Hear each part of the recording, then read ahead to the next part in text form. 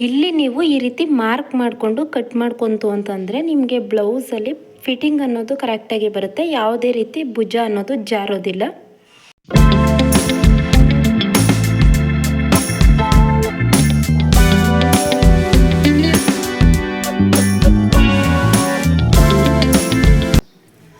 Hello friends, welcome back to my YouTube channel. ಇವತ್ತಿನ ವಿಡಿಯೋದಲ್ಲಿ ನಾನು ಅಳತೆ ಬ್ಲೌಸಿಂದ ಹೇಗೆ ಅಳತೆನ ತಗೋಬೇಕು, ನಾವು ಕಟಿಂಗ್ ಮಾಡಬೇಕು ಅಂತಂದರೆ ಹೇಗೆ ಅಳತೆನ ತಗೋಬೇಕು ಅನ್ನೋದನ್ನು ಈ ಒಂದು ವಿಡಿಯೋದಲ್ಲಿ ತೋರಿಸ್ತಾ ಇದ್ದೀನಿ. ಸೊ ನೀವು ಅಳತೆನ ಕರೆಕ್ಟಾಗಿ ತಗೊಳ್ಳೋಕ್ಕೆ ಬರಲಿಲ್ಲ ಅಂತಂದರೆ ನೀವು ಕಟಿಂಗ್ ಹೇಗೆ ಮಾಡೋಕ್ಕಾಗುತ್ತೆ ಅಲ್ವಾ.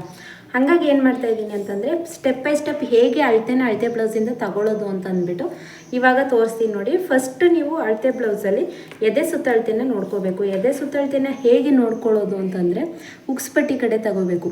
ಉಕ್ಸ್ಪಟ್ಟಿಯಿಂದ ಈ ಕಡೆ ಹಾರ್ಮೋಲ್ದು ಜಾಯಿಂಟ್ ಮಾಡಿರ್ತೀವಿ ಅಲ್ವ, ಈ ರೀತಿ ನೋಡಿ ಸ್ಲೀವ್ಸ್ದು ಜಾಯಿಂಟ್ ಆಗಿರುತ್ತಲ್ಲ ಹಾರ್ಮೋಲು, ಕಂಕ್ಳವರೆಗೂ ಕೂಡ ಈ ರೀತಿ ಟೈಟಾಗಿ ಎಳೆದಿಟ್ಕೊಂಡು ತಗೋಬೇಕು.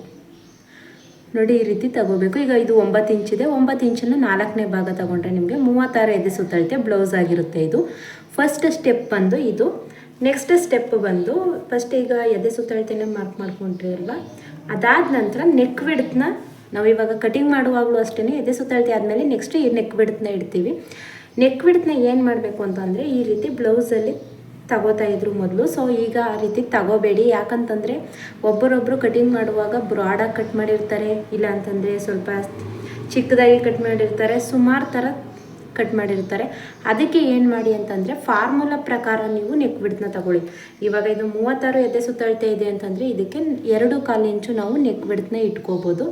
ಆ ರೀತಿ ನೀವು ನೆಕ್ ವಿಡ್ತ್ನ ತಗೋಬೋದು. ಸೊ ನೋಡಿ ಇವಾಗ ಇದಿಷ್ಟ ಆಯ್ತಲ್ವ, ಎದೆ ಸುತ್ತಳತೆ ಆದಮೇಲೆ ಫ್ರಂಟ್ ಡೀಪ್ ತಗೋಬೇಕು. ಈ ರೀತಿ ನೀಟಾಗಿ ಇಟ್ಕೊಂಡು ಕರೆಕ್ಟಾಗಿ ಅಳತೆನ ಇಟ್ಕೊಂಡು ಎಲ್ಲಿ ನಿಮಗೆ ರೌಂಡ್ ಶೇಪ್ ಅನ್ನೋದು ಹೋಗಿರುತ್ತೆ ಅಲ್ಲಿಗೆ ಸ್ಟ್ರೈಟಾಗಿ ಈ ರೀತಿ ಅಳತೆನ ತಗೋಬೇಕಾಗುತ್ತೆ. ನೆಕ್ ವಿಡ್ತ್ನ ಇದಿಷ್ಟನ್ನು ತಗೋಬೇಕು. ಇದಾದ ನಂತರ ಬ್ಯಾಕ್ ಡೀಪನ್ನು ಫಸ್ಟು ಬೆನ್ನಿನ ಉದ್ದನ ತಗೊಳ್ಳಿ. ಅದಾದ ನಂತರ ಬ್ಯಾಕ್ ಡೀಪ್ನ ತಗೋಬೇಕು. ನೋಡಿ ಈ ರೀತಿ ಬೆನ್ನಿನ ಪೂರ್ಣ ಉದ್ದನ ತಗೋಬೇಕು. ಈ ರೀತಿ ಇಟ್ಕೊಂಡು ಹೀಗೆ ಬ್ಲೌಸಲ್ಲಿ ಪೂರ್ಣ ಉದ್ದ ಎಷ್ಟಿದೆ ಅನ್ನೋದನ್ನು ತಗೋಬೇಕು. ಇದಾದ ನಂತರ ಹಾಗೆಯೇ ಅಲ್ಲೇ ನಾವು ಡೀಪ್ ಎಷ್ಟಿದೆ ಅನ್ನೋದನ್ನು ಈ ರೀತಿ ಸ್ಟ್ರೈಟ್ ಲೈನ್ ಹಾಕ್ಕೊಳ್ಳಿ. ಇಲ್ಲಾಂತಂದರೆ ಈ ರೀತಿ ಮಾರ್ಕ್ ಮಾಡ್ಕೊಳ್ಳಿ.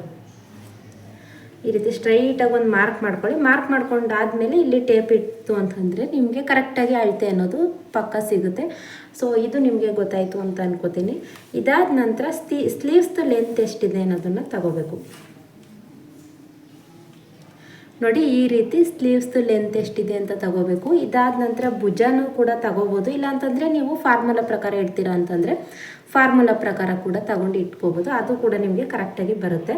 ಸೊ ಭುಜನೂ ಕೂಡ ಅಳತೆ ತಗೊಂಡಾಯಿತು. ಇವಾಗ ಬ್ಯಾಕ್ ಪಾರ್ಟು ಸ್ಲೀವ್ಸು ಮತ್ತು ಭುಜ ಆಯ್ತಲ್ವ. ಹಾರ್ಮೋಲ್ನ ಮೇನ್ ಪಾಯಿಂಟ್ ಬಂದು ನಿಮಗೆ ಹಾರ್ಮೋಲ್ ಎಷ್ಟಿದೆ ಅನ್ನೋದನ್ನು ಕರೆಕ್ಟಾಗಿ ತಗೋಬೇಕು. ಅಳತೆ ಬ್ಲೌಸು ಕರೆಕ್ಟ್ ಇತ್ತು ಅಂತಂದರೆ ನೀವು ಇದೇ ಅಳತೆ ಬ್ಲೌಸಲ್ಲಿ ತಗೊಳ್ಳಿ. ಅಳತೆ ಬ್ಲೌಸ್ ಏನಾದರೂ ಶೋಲ್ಡರ್ ಡ್ರಾಪ್ ಆಗ್ತಾ ಇದೆ ಅಂತಂದರೆ ನೀವು ಯಾವುದೇ ಕಾರಣಕ್ಕೂ ಈ ಬ್ಲೌಸಲ್ಲಿ ತಗೊಳಕ್ಕೆ ಹೋಗಬೇಡಿ.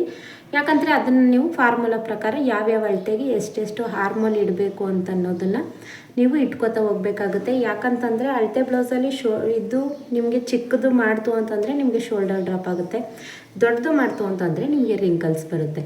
ಹಾಗಾಗಿ ಆ ಅಳತೆ ಬ್ಲೌಸು ಕರೆಕ್ಟ್ ಇದೆಯಾ ಅಂತ ಹಾಕ್ಸಿ ಒಂದು ಸಲ ಚೆಕ್ ಮಾಡಿ. ಅದು ಕರೆಕ್ಟ್ ಇದೆ ಅಂದರೆ ಮಾತ್ರ ನೀವು ಅಳತೆ ಬ್ಲೌಸಲ್ಲಿ ತಗೊಳ್ಳಿ.